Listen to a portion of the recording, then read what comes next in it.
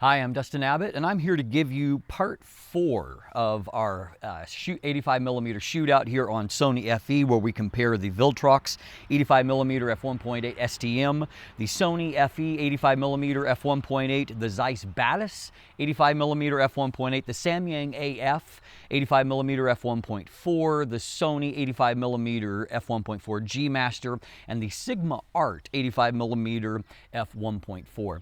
Now at this point we have a fairly well-established playlist, and so if you would like to catch up in all the episodes thus far, including the first episode where we took a look at the build, the design, the features, what differentiates the lenses in terms of their build quality and their feature set, you can find that episode there, an episode where we really detail autofocus performance, everything from portraits to action to video.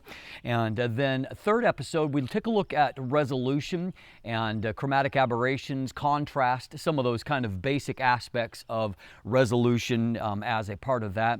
And all of those are in that playlist. Now, today we are doing the second part of a look at the image quality from each one of these lenses, and we're focusing more on what I call the rendering. So let's jump in and let's take a look. Now here's a little bit more look at bokeh, wide open. This is the Viltrox and the Batis lens here. And so what we're mostly looking at is just the global rendering here. Color, micro contrast, bokeh, circles in the background. And so I think that your obvious takeaway here is that the biggest thing that I see is that, once again, some of these areas here are a little bit larger on the Viltrox, and so that does impact the shape. They're also a little bit rounder than what the Batis shape is, and so it's hard to give Batis the win here when even looking at the actual image. And this is really something to determine sharpness from, because things move around. But the $1,199 lens doesn't necessarily look a whole lot better than the $400 lens in this particular comparison. Also here, if we could compare them stop down to f4, once again, I think that the Viltrox is a little softer and a little bit less busy in terms of the background. So, kind of a big win there for Viltrox. So if we can compare the Viltrox with the Sony, we see that, looking at them globally, kind of the same, kind of issues that we observed with the Batis, in that I do think that the Viltrox is a little softer along the edges. Geometry is a little bit more pleasing.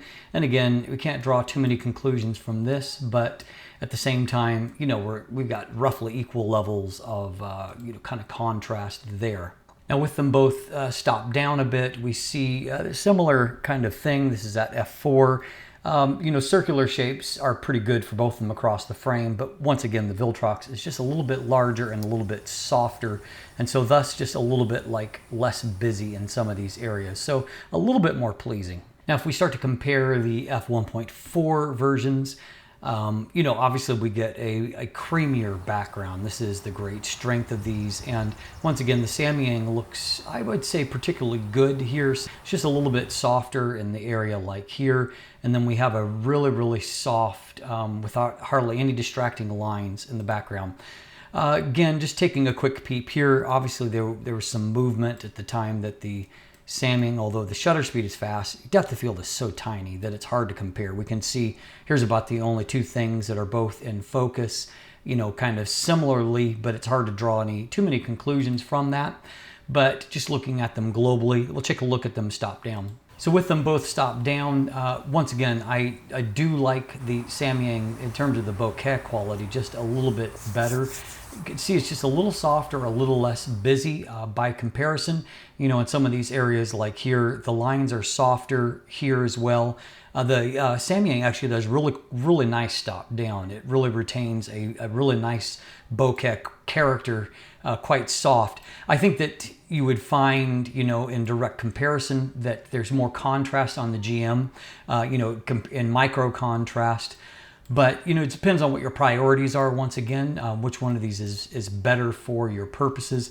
They both produce, obviously, a beautiful end result. Now, if we can compare the GM and the Sigma here on the left, we can see that, in terms of the bokeh quality, it's not hugely different, and frankly, it's not hugely different between any of these lenses.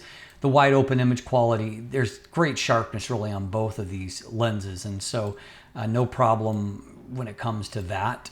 No issues there. And bokeh quality looks, fairly similar. So if we can compare the Sigma with the Samyang when it comes to the bokeh quality, again, the Samyang is ever so slightly softer, but in this particular comparison, I don't know that you could tell the difference without them side by side. Now, with the two of them stopped down, this is where I think the Samyang shows a little bit more improvement in that it's just kind of bigger, softer bokeh circles in that particular area. And also in this, just lines are a little bit softer. And again, I expect it's because there is a little bit less contrast to the image. And for portraits, that could be a positive quality. And if you see just down in this area, there's also more contrast from the Sigma in the background area and a little bit less from the Samyang, which gives it a really soft, really nice, pleasing out of focus rendering. Now in this series, I've tried to keep everything as equal as possible. The one difference that can be is that I'm using high-speed sync flash here. And so, and I'm flashing with the new Godox AD200 Pro, firing through an umbrella. But, slight differences of metering with the lenses can produce a little bit different, signals via TTL. And so anyway, just kind of bear that in mind. So what we've got here is we've got the Viltrox and we've got the Sony. A couple of things we'll point out, looking at the actual face in terms of the resolution. Again, there's a little bit more micro contrast on the Sony as opposed to the Viltrox. Viltrox looks a little bit warmer here in this setting. Looking at the fringing in this white area behind, it's more obvious on the Sony than what it is on the Viltrox. Looking down in this area here, I do like the Viltrox a little bit better. The Sony's is a little bit more busy here in this background area. Now, if we can compare the Sony and the Batis, not a huge amount of difference in terms of the face. It's a little bit brighter result here on the Batis. Looking at the background here, Batis has a little bit less of the fringing showing up than what the Sony does, and also it has a little bit softer bokeh, a little less busy in this area than what the Sony does. But again, I mean, all of these things are very, very minute differences. So first of all, here we've got the Samyang and the Sigma, and so as far as comparing them, at f2, neither shows necessarily more resolution in the skin textures. They're about equal. I think that the Sigma shows a little bit more micro contrast in the hair, perhaps, but as far as the actual resolution and skin tones, they both look, very nice there. Both of them, neither of them really show a huge amount of fringing in this kind of situation, roughly equal. There's maybe a little less of this green fringing on the Samyang on this side. Looking at the bokeh area, I would say more similar than different, not a huge amount of difference there between these two. Now comparing the Samyang with the GM lens, looking in at the faces, once again, kind of the same observation, a little bit more micro contrast in the hair. Skin tones don't look hugely different between the two. I think there is a little bit more facial contrast in the GM lens. As far as the fringing department, they're more similar than different, not enough to really draw any kind of conclusions.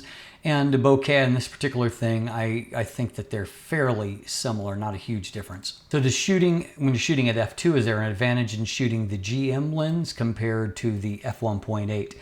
I would say looking at the face itself, the answer is yes. The GM lens just has more vibrancy to the skin tones, just a little bit more pop coming out, less CA showing up here, and then also you've got a little bit softer bokeh quality. How about comparing the Sony f1.8 with the Samyang? Again, they're only $100 different in price. In some ways, skin tones are a little bit different, and so they're looking a little bit warmer here on the Samyang.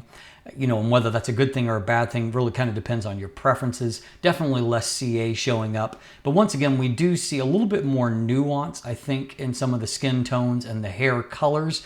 Colors look a little bit richer, I think, with the Samyang. And then looking in this area here, you can tell that it's a little bit less busy from the Samyang. But again, not hugely different. One final comparison that we'll do for image quality is once again comparing the bokeh quality, and this is a lot looking at the geometry. And so this was our plane of focus here, and in terms of the sharpness on the plane of focus and contrast, Viltrox, Sony f1.8, more similar than different. Looking up into this area, we see that the Viltrox has a little bit better geometry, less deformation at f1.8 near the top. Looking down here at the bottom, same thing is true there. Now stopping them both down, this is 1 1/3 stop to f2.8. We see that both of them have sharpened up nicely. I think the Sony a little bit more than the Viltrox. And, you know, there's also maybe a little bit less of a green fringing on the Sony than what there is on the Viltrox. As far as the geometry, both of them, you know, are showing a tiny bit of a nonagonal shape, but quite circular highlights. And now near the top of the frame, the geometry is more similar than different. Viltrox once again shows just slightly larger bokeh circles, and so either a slightly larger focal length or you know, the actual maximum aperture may be just marginally larger. But, you know, here I don't see a huge difference in the size of this. And so I'm kind of leaning maybe a little towards the other. And we can see that too by the fact that it's metered a little bit faster, but exposed pretty much similarly. Our out of focus canvas back here, you know, not a huge amount of difference in the quality of the blur there. Now, if we can compare the Sony and the Batis, throwing it into the mix, looking at the plane of focus, maybe a little less CA and thus a little bit more contrast on the Batis. Looking at the geometry is really, really similar with these. You can tell that the cant of this is a little bit different, but you know, they behave more similarly than differently. And so I would say as far as the geometry, I slightly prefer the Viltrox to either of these. Now, with them both stopped down to f2.8, we see two things here. A little bit more of a shape here on the Batis, a little bit more complete shape, I should say. Also, I think that you see the shape of the aperture iris a little bit more on the Batis, which is fairly common for Zeiss lenses. Their aperture blades tend to be a little bit less curved than what I see from other manufacturers. But once again, geometry, basic geometry is quite similar. And both of them are really, you know, at this point, sharp and contrasty when it comes to the actual subject. Now, if we can compare the Samyang with the GM lens, the GM has, at f1.4 now, has a little bit more contrast on the subject, I would say. Advantage here for the Samyang is it's got a little bit less of a green fringing.